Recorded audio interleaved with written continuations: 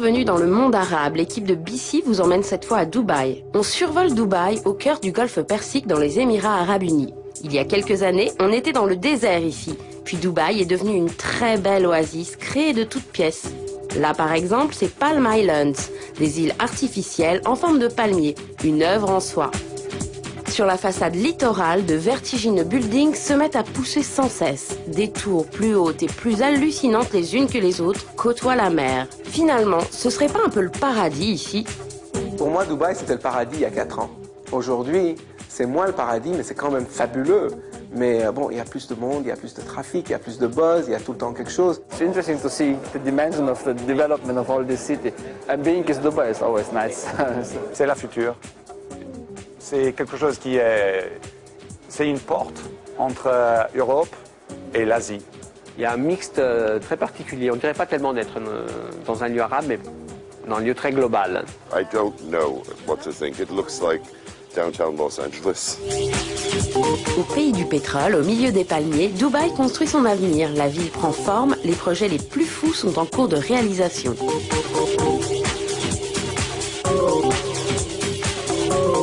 Et sur la route, le regard de Sheikh Mohammed, le dirigeant de Dubaï, est omniprésent.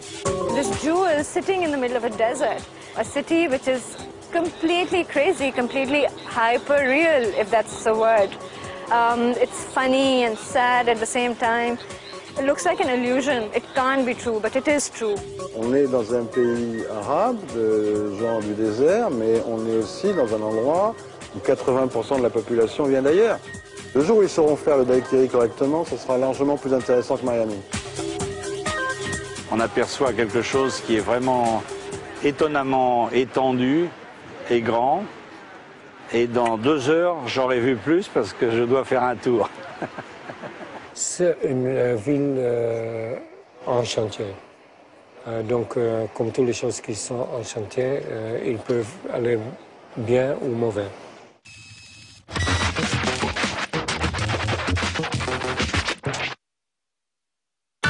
Cette ville folle, nichée dans l'émirat arabe le plus ouvert, est la nouvelle oasis du marché de l'art mondial. Les artistes du Moyen-Orient sont à découvrir.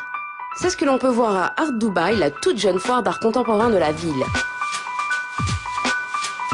Et sur cette foire, au pays des pétrodollars, tout ce qui brille n'est pas or, mais peut bien le devenir.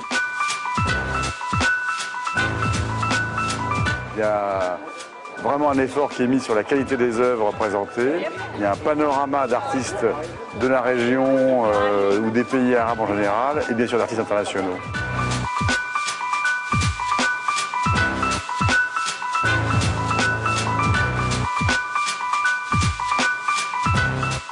Moi, je pense que c'est très intéressant parce que c'est une nouvelle plateforme de présentation de l'art.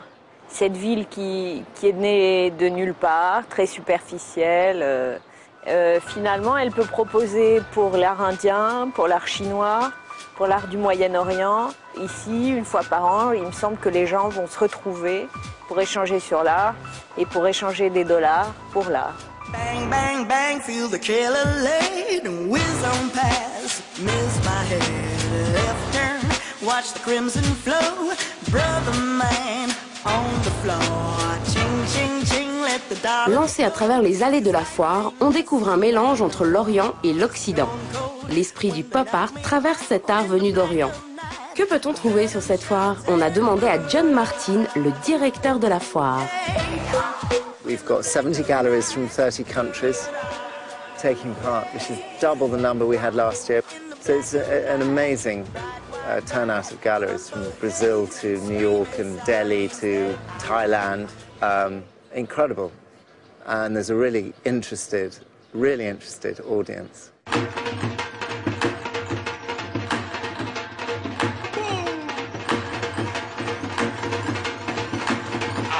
Des femmes voilées ou dévoilées en robe légère, des hommes en djellaba ou en costume 3 pièces, tout le monde donne dans l'élégance.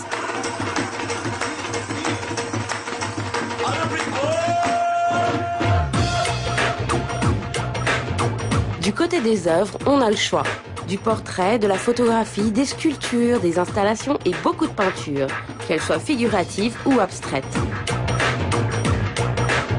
Voici justement une figure de l'art abstrait en Iran. Monir Farman Farmayan. I'm using only mirror, I'm painting behind the glass because it's a very old Iranian tradition and mirror is reflection and the life and everything around it and surrounding of it. Quant à l'artiste phare que l'on retrouve un peu partout sur les stands, c'est Farhad Moshiri. Il y a derrière une peinture à l'huile qui sont deux enfants qui lisent une lettre d'amour sur lequel revient une sorte de rideau fait de pierre et qui brouille un peu l'image que l'on peut voir derrière. Mais Farhad Moshiri est un artiste conceptuel principalement qui, pour moi, fait le lien entre l'Orient et l'Occident, entre le minimalisme et le kitsch. Il est très Jeff Koons iranien, si je peux me permettre. Il a un sens d'humour incroyable et il parle de la société iranienne et aussi internationale. Il est très très fort comme artiste. Il fait des numérologies, alors il fait vieillir la toile. C'est un travail assez spirituel qui a beaucoup de références à l'art iranien des années 60 et des années 50.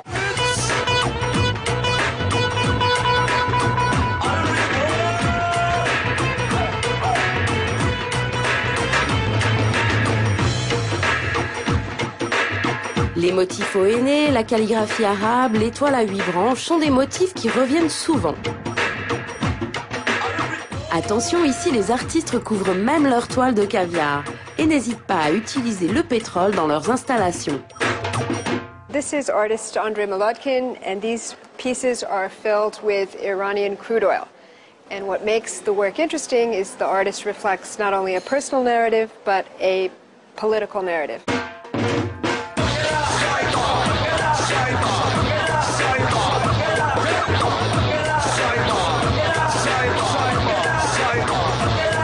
My idea is to do a work of art that it's a bridge of comprehension and understanding between East and West.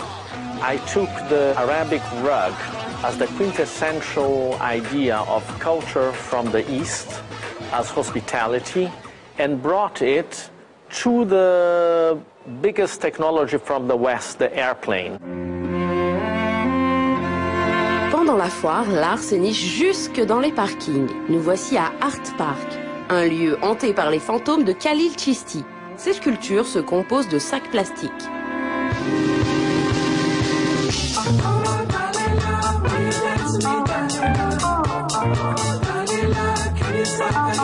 Et ce drapeau américain réalisé avec des canettes de coca, c'est de l'art? I'm making an American flag.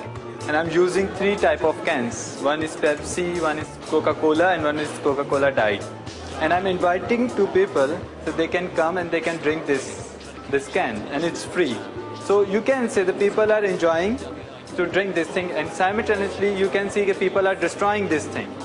So I don't want to say which part is I'm saying, but I'm showing both parts.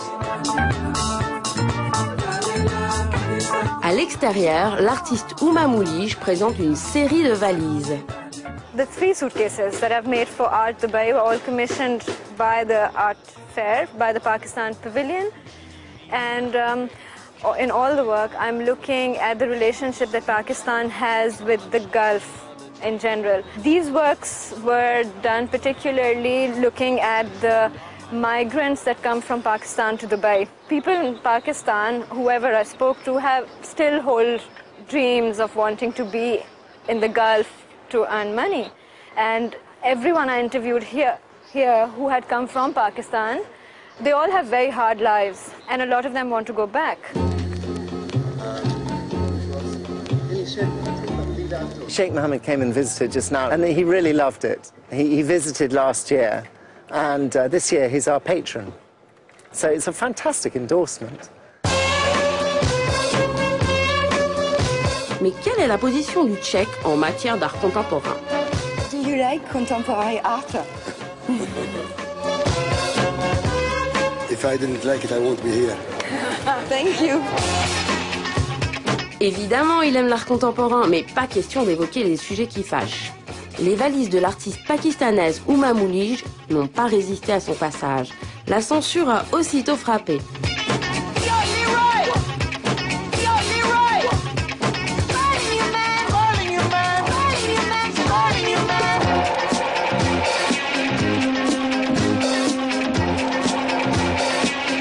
sol, au pied des tours, l'artiste conceptuel Laurence Weiner laisse des messages.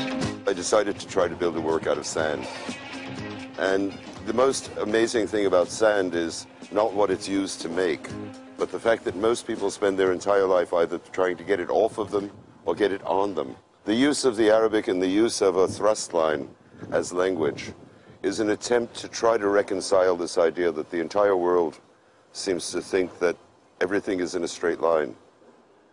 But in fact, it's not the entire world, it's a very small part. The majority of people in the world don't see the world in a straight line.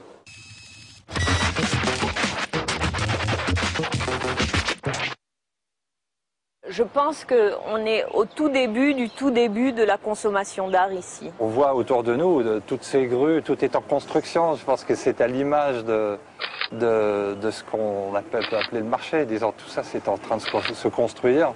Ce que je peux remarquer, c'est une vraie dynamique et une volonté surtout, apparemment, pour que ça se fasse. La foire est jeune et la scène artistique, culturelle est jeune aussi.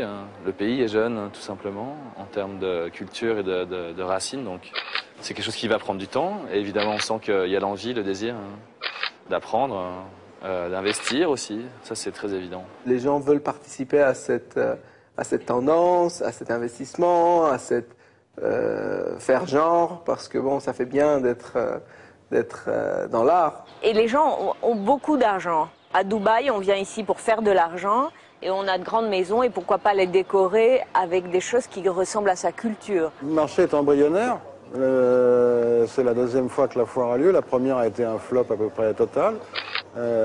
Cette année, ça devrait mieux se passer, je pense, parce que simplement les gens ont pris l'habitude de venir. Moi, je suis très content et heureux de découvrir ici des artistes et des galeries qu'on voit rarement par chez nous, des galeries donc indiennes. Et puis de Téhéran, donc tout le pourtour méditerranéen qui aujourd'hui nous intéresse beaucoup. C'est ça qui est intéressant, c'est l'hypermondialisation de ce lieu.